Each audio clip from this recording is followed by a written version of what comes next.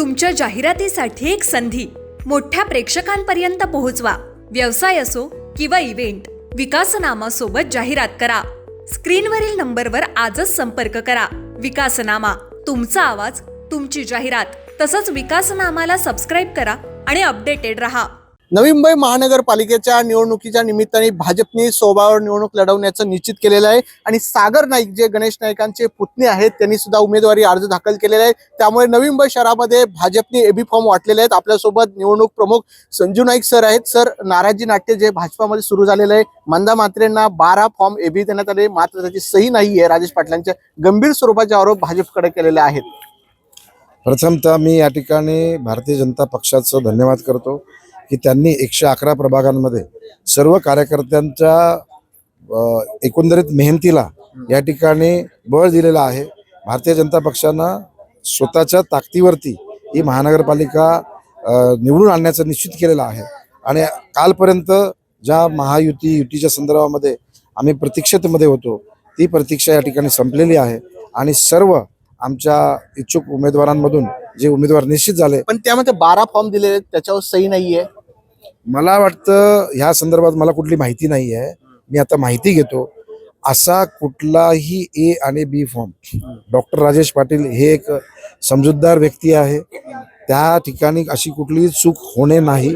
मी स्वतः ए आणि बी फॉर्म सर्व चेक केलेले आहेत।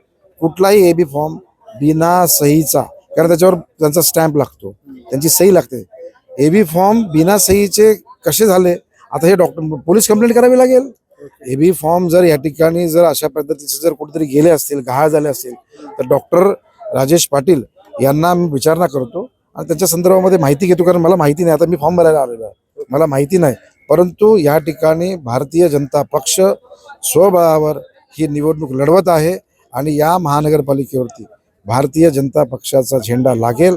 माननीय देवेंद्र फडणवीस साहेबांच्या नेतृत्वाखाली। सर, वाटाघाटी का झाल्या नाही, कारण काय याच्यामध्ये?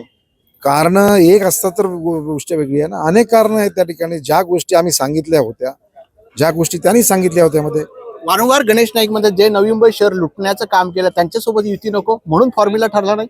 फॉर्म्युला या ठिकाणी या गोष्टीसाठी ठरला नव्हता की जे आमचे सिटिंग सीट्स आहेत याच्यावरती त्यांनी दावा ठोकला होता, त्या संदर्भामध्ये आमचं या ठिकाणी नाराजगी होती। आम्ही त्यांना जो सांगितलं होतं की जे मूळ शिवसेना पक्षाचे जे मूळ लोक त्या ठिकाणी निवडून आले होते त्याच्यानंतरची जी काही बोलणी आहे ती त्याच्यानंतर होणार आहे।